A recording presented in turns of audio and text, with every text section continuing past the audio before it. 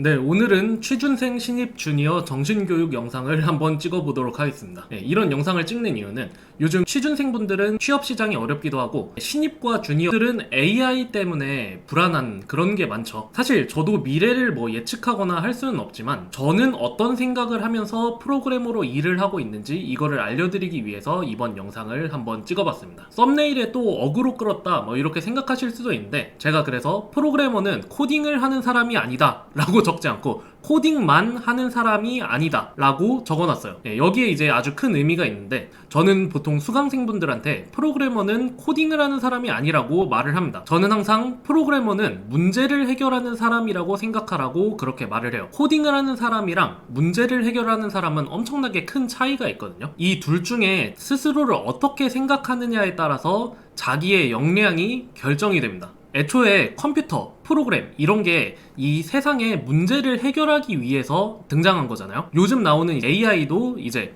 프로그램이 해결하지 못하는 그런 문제들을 AI로 해결을 하는 거죠. 만약에 프로그래머가 그냥 코딩만 하는 사람, 프로그램만 짜는 사람 이렇게 스스로를 한정짓는다면 AI 시대가 왔을 때 같이 대체되어 버려요. 여러분들은 스스로를 문제를 해결하는 사람이라고 생각하고 AI도 문제 해결책의 일환이라고 생각을 하셔야지 앞으로 AI 시대에도 AI를 도구로 삼으면서 일을 이어나가실 수가 있습니다. 그래서 프로그래머는 문제를 해결하는 사람이다. 코딩만 하는 사람이 아니다. 이게 이제 오늘의 주제고요. 이런 마음가짐을 가질 때 여러분들이 알아두셔야 될 점이 몇 가지가 있어요. 먼저 문제를 해결하는 사람인데 문제에는 정답이 없습니다. 대한민국에서 초등학교, 중학교, 고등학교, 대학교까지 나오면서 16년 동안 너무 정답만 맞추는 그런 연습을 해왔거든요. 이게 문제예요. 그래서 많은 입문자분들이 또는 주니어분들이 프로그래밍을 할 때 꼭 정답을 찾으려고 하는 그런 게 있습니다. 그리고 자기가 만든 프로그램이 정답이 아닐까봐 엄청 전전긍긍 하거든요. 그런데 프로그래밍에는 정답이 없다. 이거를 알고 나시면 마음이 조금 편해지실 거예요. 일단 정답이 없는 이유가 어떤 상황에서 내가 푼 방법이 최선이라는 거를 확신하기가 매우 어려워요. 이거는 시니어도 마찬가지입니다. 그래서 그냥 주어진 상황에서 최선을 다했을 때 이게 내 최선이다 하는 것을 정답으로 삼는 게 마음이 편합니다. 여러분들이 만든 프로그램이 미래에 이런 문제가 있지 않을까 막 걱정되고 그러시잖아요. 대부분은 그런 일이 일어나지 않아요. 당장 현재의 문제만 해결해도 거의 문제가 없습니다. 만약에 진짜 미래가 걱정된다 그러면 어떻게 하시겠어요? 그렇게 걱정되는 분들은 다른 사람한테 물어보거나 열심히 찾거나 그렇게 했겠죠.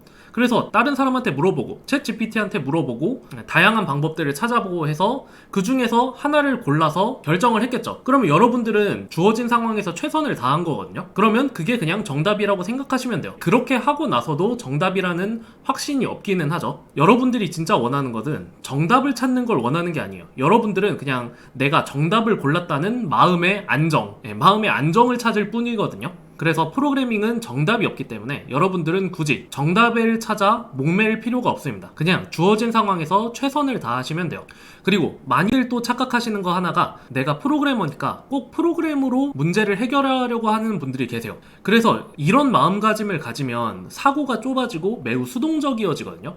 예를 들어 회사에서 기획자나 상사 이런 사람들이 야 이런 거 문제 해결해야 되는데 프로그램 만들어서 해결해봐 하면 그냥 바로 네 하면서 프로그램 바로 만들기 시작하겠죠. 요게 이제 좀 잘못된 태도입니다. 가장 상책은 프로그래밍을 하지 않아도 문제가 해결되는 거, 그게 가장 상책이에요. 예를 들어 전쟁 같은 거 할 때 손자병법 이런 거 보면 전쟁을 하지 않아도 이기는 게 가장 상책이잖아요. 마찬가지예요. 프로그램도 프로그래밍 안 하고도 해결할 수 있는 이게 뭘까요? 그러니까 애초에 프로그램을 안 만들어도 뭔가 사람 간의 프로세스를 바꾸거나 아니면 애초에 문제가 아니었던 거 그런 것들을 밝혀낼 수가 있다면 굳이 내가 힘써서 프로그래밍 안 해도 되겠죠. 이런 식으로 프로그래머가 지금 이 상황이 프로그램으로 해결할 문제인가 아닌가를 스스로 판단해서 역제안을 할 수가 있어야 돼요. 기획자님 이거 제가 봤을 때 굳이 프로그램으로 안 만들고 사람 간의 프로세스를 바꾸면 되지 않아요? 이렇게 해도 역제안하고 아니면 이게 문제가 아니라 진짜 문제는 이거 아닌가요? 이걸 해결하면 이 문제는 저절로 해결되는 거 아닌가요? 이런 식으로 역제안을 할 수가 있어야 돼요. 물론 여러분의 회사가 의사소통이 그렇게 자유롭지 않은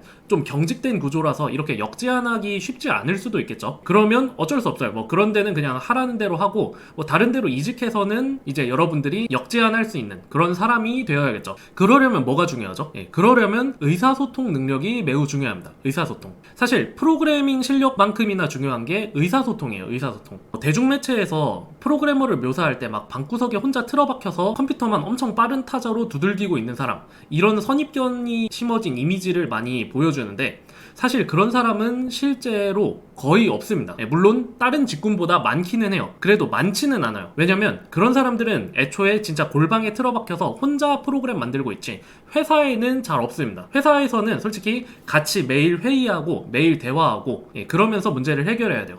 개발자끼리도 물론 많은 대화가 필요하지만 개발자들은 뭐 기획자, 디자이너, 그 다음에 뭐 QA, 세일즈, 마케팅 이런 사람들이랑 전부 다 대화가 필요하거든요. 그렇기 때문에 의사소통 능력 요거를 이제 잘 기르셔야 됩니다. 저는 선천적으로 MBTI가 I 100%라서 의사소통을 잘 못하는데 어떡해요? 라고 하실 수가 있는데, 그냥 간단하게 안 돼요, 싫어요 이런 것만 안 하시면 돼요. 의사소통에 대해서는 제가 다음번에 신입이 갖춰야 될 것 이 영상 올리면서 한 번 더 알려드리도록 하겠습니다. 오늘은 그냥 신입의 마음가짐, 마인드셋 여기에 대해서만 좀 다루도록 할게요. 그런 식으로 의사소통을 잘 하셔야 되고, 그렇게 의사소통을 해나가면서 문제를 풀어나가다 보면 여러분들은 이제 나중에 프로그래머의 관리자, 뭐 팀장이나 나중에 CTO까지 그런 식으로 하실 수가 있어요. 단순히 수동적인 프로그래머에서 그치는 게 아니라 여러분들은 이제 회사 자체의 문제를 해결하는 더 높은 직급, 뭐 팀장이나 CTO 같은 사람이 되실 수가 있는 겁니다.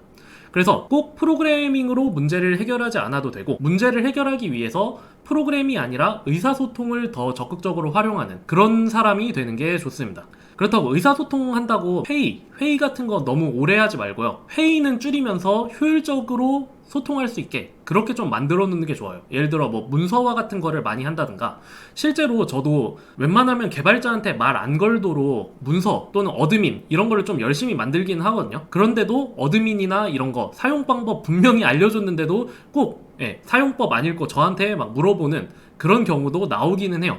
그래도 매번 개발자가 아닌 사람들이 개발자한테 찾아와서 막 이것저것 물어서 집중력 흐트러뜨리지 않도록 의사소통의 방법을 좀 고민을 많이 해보시는 게 좋습니다. 저는 개인적으로 문서화를 매우 추천을 드려요. 실제로 보니까 요즘 반란이라는 회사에서는 뭐 2시부터 5시까지는 개발자한테 절대 말 걸지 않는 시간, 이런 시간을 정해놨더라고요. 엄청 참신하다고 생각을 했는데, 실제로도 그런 식으로 좀 개발자들은 집중할 수 있는 시간이 많이 필요해요. 그래서 저는 오전에 좀 회의를 하고 오후에는 좀 집중하고, 아니면 반대로 한다든가 이런 거를 좀 더 선호하긴 합니다. 하지만 그렇게 집중하는 시간이 필요하기도 하지만 의사소통도 필수다, 그렇게 생각을 하시면 될 것 같습니다. 그리고 제가 아까 역제안하는 프로그래머 이런 사람이 되어야 된다고 그랬는데, 실제로 그런 프로그래머들한테 권한을 많이 주는 회사가 있어요. 예를 들어 뭐 토스 같은 데죠. 토스 같은 데는 그렇게 문제 제기를 하는 사람이 있으면 그런 문제에 공감하는 사람들을 모아서 태스크포스 이렇게 만들어줘서 그 문제를 해결할 수 있게, 그러니까 개발자더라도 그 문제를 해결할 수 있는 권한, 그런 거를 부여를 해주는 거죠. 그래서 이렇게 능동적인 회사 가시는 게 나중에 커리어에 좀 더 좋지 않을까 생각이 돼요. 저도 지금 대기업에서 나와서 스타트업 하는 이유가 저한테 이제 좀 더 문제 해결 권한 그런 게 훨씬 더 크거든요. 뭐 대기업이면 뭐 돈도 많이 받고 좋기는 한데 너무 저의 권한이 적어요. 저는 진짜 대기업에서 주어진 역할만 하는 그런 그냥 일개 부품이거든요. 그러다가 이제 스타트업에 가니까 많은 문제들을 제 힘으로 해결할 수 있는 그런 권한이 있어서 그런 게 참 좋은 것 같습니다.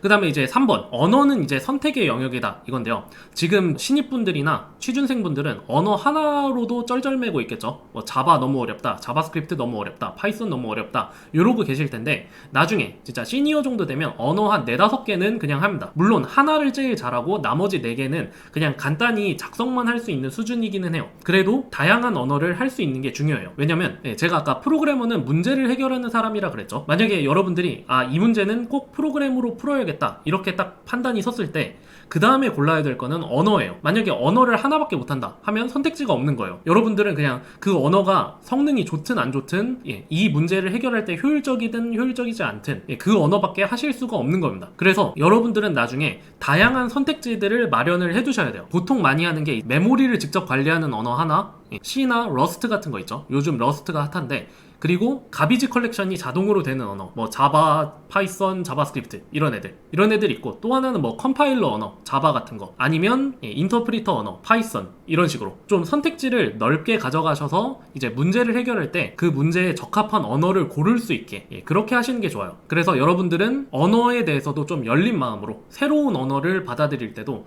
이거는 문제를 해결하기 위한 도구일 뿐이다, 이렇게 생각을 하셔야 됩니다. 이게 그 신입이나 취준생분들은 언어를 막 5개씩 한다고 말이 돼? 이렇게 막 진짜 가능해? 이렇게 생각하실 수가 있는데 진짜로 됩니다. 회사에서 시키면 다 돼요. 그래서 여러분들은 언제든지 언어를 여러 개 할 준비를 하고 계시는 게 좋습니다. 그리고 마지막으로 AI 시대에 대한 두려움이 많으신 것 같은데 이렇게 생각하시면 편해요. 저희가 프로그램으로 문제를 해결할 때는 사실 많은 부분이 불가능한 영역이었어요. 예를 들어 지금 챗 GPT 같은 게 하고 있는 대화의 영역, 또는 뭐 이미지 생성, 비디오 생성 이런 거는 솔직히 프로그래머로 하기에는 너무 힘들었었거든요. 그래서 그런 부분은 불가능한 영역이고, 프로그래머가 할 수 있는 영역은 알고리즘의 영역, 알고리즘의 반대가 AI예요. 그래서 알고리즘으로 못하는 그런 불가능한 영역이 있었는데 AI가 나옴으로 인해서 그 부분도 할 수 있게 되었어요. 만약에 여러분들이 그냥 코딩만 하는 프로그래머다 이러면 AI가 등장할 때 여러분이 위협받게 됩니다. 왜냐면 여러분들은 프로그램만 하는 사람인데 여러분의 반대 영역인 AI가 점점 커지고 있잖아요. 그럼 여러분들의 영역은 쪼그라들겠죠. 그래서 제가 마인드를 바꾸라고 말씀을 드린 게, 나는 프로그램만 하는 사람이 아니라 문제를 해결하는 사람이다, 이렇게 자신의 역할을 넓히면 AI가 등장한 게 기뻐야 돼요. AI가 등장했기 때문에 문제를 해결할 수 있는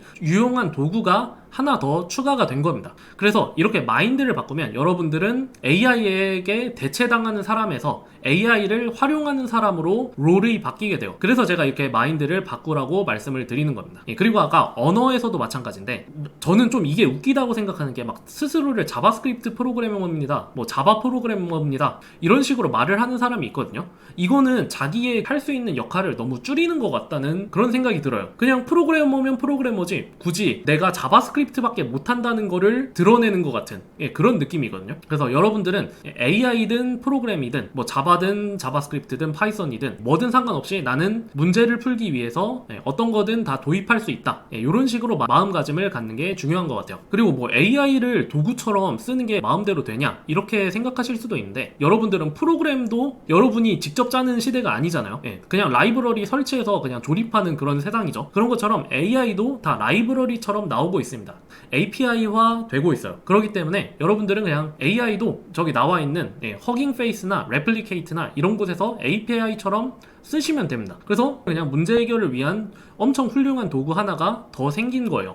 이런 마인드를 갖고 이제 프로그래밍을 하시면 좋을 것 같아요. 그래야지 이제 이 AI 시대에서도 노예가 아니라 AI를 부리는 사람, 이렇게 된다 그랬죠. 그 다음에 자꾸 문제를 능동적으로 해결하다 보면 여러분은 이제 나중에 관리자가 돼서도 뭐 팀장, CTO 이런 것도 충분히 수행하실 수가 있게 될 겁니다. 그래서 이번 영상은 일단 취준생, 신입, 주니어 분들 프로그래밍을 할 때 마음가짐을 어떻게 하면 좋은지 제 개인적인 견해였고요. 다음 영상은 취직을 할 때 신입이나 주니어가 갖춰야 될 역량, 자세 이런 거에 대해서 영상을 한 번 더 찍어보도록 하겠습니다. 구독과 좋아요 한 번 더 눌러주시고 알림 설정까지 하시면 다음 영상 나올 때 알림이 갑니다. 그러면 다음 영상으로 돌아오도록 하겠습니다.